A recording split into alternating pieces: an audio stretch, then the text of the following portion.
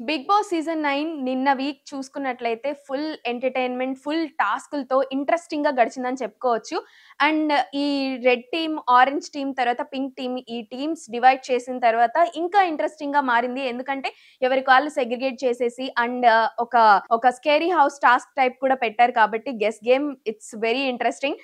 రీతు చేసిన హంగామా మామూలుగా లేదు. ఫుల్ ఆన్ కామెడీగా నడిచిందనమాట. వెళ్ళేటప్పుడేమో చాలా జోష్‌ఫుల్‌గా ఇలా అనుకుంటూ వెళ్ళింది. వెళ్ళగా అన్న అన్న అన్న అన్న అన్న ప్లీజ్ అన్న అంటుంటే చాలా హిలేరియస్ గా నడిచింది. అండ్ ముఖ్యంగా మాట్లాడుకోవాల్సింది రెబెల్స్ గురించి.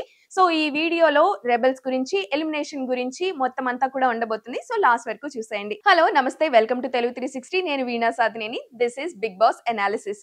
ఇక టాస్క్ల పరంగా అయితే అందరూ చాలా యాక్టివ్ గా ఆడుతున్నారు అని అనిపించింది. సో ఈ వీక్ నామినేషన్స్ లో మొత్తంగా 7 మెంబర్స్ ఉన్నారు. ఆ 7 మెంబర్స్ లో తనుజ, కళ్యాణ్, సుమన్ శెట్టి, తర్వాత సంజన, భరణి, రాము అండ్ సాయి శ్రీనివాస్ ఈ ఏడుగురు ఉన్నారనమాట.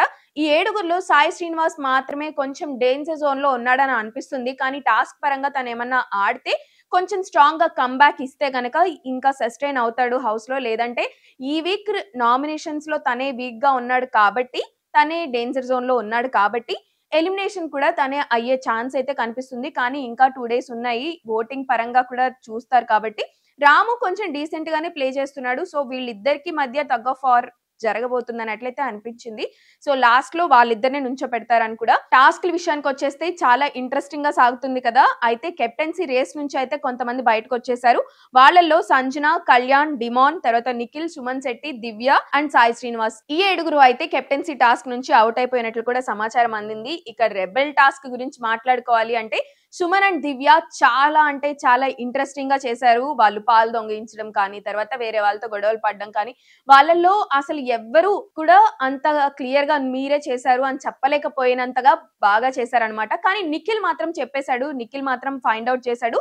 దివ్య అండ్ సుమనే నాకెందుకో రెబెల్స్ గా అనిపిస్తుంది అని చెప్పేసి. అండ్ తననే ఫస్ట్ తీసేశారు కాబట్టి కెప్టెన్సీ నుంచి. సో అలా గెస్ చేశాడా లేదంటే చాలా బాగా అనాలిసిస్ చేశాడా అది ఈ వీకెండ్ లో జరగబోతుంది, తెలియబోతుంది. ఎందుకంటే నాగ్ సార్ ఎలాగో ఆ వీడియో ప్లే చేస్తారు. వీడియో ప్లే చేసిన తర్వాత తను ఎలా అనలైజ్ చేశాడు అన్నది కూడా మనకి కనిపిస్తుంది.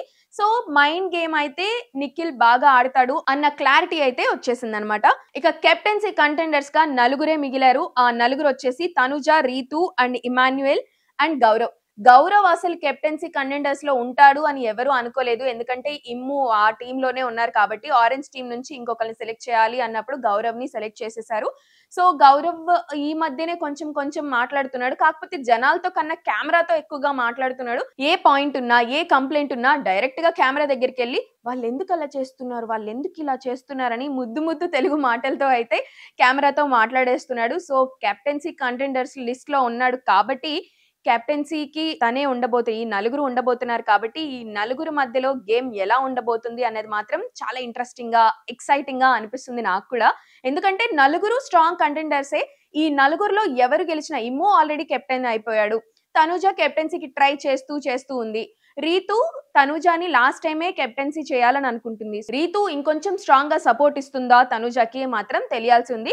ఇక గౌరవ్ విషయానికొస్తే చాలా ఇండిపెండెంట్ గా ఆడుతున్నాడు. ఫస్ట్ ఆఫ్ ఆల్ తనకి ఎవరితో ఏ బాండ్ లేదు, ఎవరితో ఏ రిలేషన్ లేదు. సపోర్ట్ కూడా ఏదో వస్తుంది అంటే వస్తుంది అన్నట్లుగా ఉంది తప్ప ఖచ్చితంగా వస్తుంది అని చెప్పేసి ఎవరు చెప్పలేని పరిస్థితి అయితే ఉంది. కాబట్టి ఈ 4 కంటెండర్స్ కి మధ్యలో కెప్టెన్సీ జరగబోతుంది కాబట్టి చాలా ఎక్సైట్మెంట్ తో జనాలు ఉన్నారు. నేను కూడా ఉన్నాను. ఇక ఫైనల్ గా ఇమాన్యుయల్ కి, రీతుకి మధ్యన నార్మల్ గానే కొద్దిగా గొడవలు జరుగుతూ ఉంటాయి. కానీ వాళ్ళు డిమాన్ పవన్ కి, రీతుకి మధ్య ఉన్న బాండ్ ని బేస్ చేసుకొని ఇమ్ము జోక్ గా హ్యూమర్ క్రియేట్ చేస్తూ ఉండేవాడు. కానీ రీతుకి, ఇమాన్యుయల్ కి కెప్టెన్సీ కంటెండర్షిప్ లో ఉన్నప్పుడు రీతుకి, ఇమాన్యుయల్ కి బిగ్ క్లాష్ జరగబోతుందన్న సమాచారం ఉంది కాబట్టి ఇందులో ఎవరు విన్ అవుతారో అనేది కూడా ఉత్కంఠగానే ఉంది అని అనుకోవచ్చు. ఏది ఏమైనా సాయి శ్రీనివాస్ అయితే డేంజర్ జోన్ లో ఉన్నాడు. గేమ్స్ అయితే ఇంట్రెస్టింగ్ గా జరుగుతున్నాయి. ఎక్సైట్మెంట్ ఈ 4 కెప్టెన్సీ కంటెండర్స్ ఉన్నారు కాబట్టి చాలా ఎక్సైటింగ్ గా ఉండబోతుంది. ఇక ఇమ్ముకి, రీతుకి మధ్య బిగ్ క్లాష్ గురించి మాట్లాడుకుంటున్నాం కదా! ఆ క్లాష్ కూడా ఒక సీక్రెట్ టాస్క్ అన్న విషయం ఎవరికీ తెలీదు. అది ఈ వీకెండ్ లో నాగ్ సార్ ముందు రివీల్ అవ్వబోతుంది. ఆఫ్‌కోర్స్ అది సీక్రెట్ టాస్క్ కాబట్టి. సో ఆ లెటర్ కి సంబంధించి అయితే గౌరవ్ కి అండ్ ఇమాన్యుయల్ కి దొరికింది. అందులో ఏముందా అని చెప్పేసి చూసుకున్నారు. కానీ దానికి రీతుకి ఏ సంబంధం లేదు. కానీ ఈ ఫోన్ లిఫ్ట్ చేసిన తర్వాత రీతుకి direct Bigg Boss secret task ఇవ్వడంతో బిగ్ క్లాష్ అయితే స్టార్ట్ అయిపోయింది. ఆ బిగ్ క్లాష్ చేయడమే మొత్తం అంతా కూడా టాస్క్ కాబట్టి దాంట్లో రీతు బాగా వర్కౌట్ చేసింది కాబట్టే కెప్టెన్సీ కంటెండర్ అయింది. సో ఏ రకంగా చూసుకున్నా కెప్టెన్సీ కంటెండర్స్ లో స్ట్రాంగ్ వాళ్ళు ఉన్నారు కాబట్టి ఈ స్ట్రాంగ్ వాళ్ళల్లో ఎవరు గెలుస్తారన్నదే బిగ్గెస్ట్ ట్విస్ట్ అన్నమాట. అండ్ మోర్ ఓవర్ ఎవరికి కూడా రెబెల్ తనే అని చెప్పేసి లేదంటే ఈ సీక్రెట్ టాస్క్ గురించి ఎవరికి చెప్పడానికి లేదు. ఖచ్చితంగా నాగ్ సార్ వచ్చిన తర్వాత చెప్తారు కాబట్టి అది కొంచెం ఇంట్రెస్టింగ్ గా ఉండబోతుందని అయితే నాకు అనిపించింది. Thank you.